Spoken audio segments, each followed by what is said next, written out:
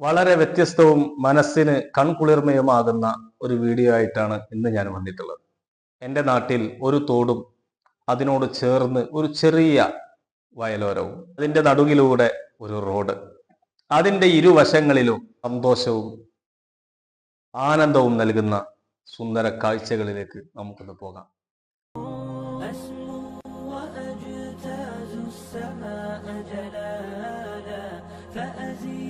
أسراب الغيوم جمالا وألون الدنيا بأجمل بسمة وأكون للخير العميم مثالا أسمو وأجتاز السماء جلالا فأزيد أسراب الغيوم جمالا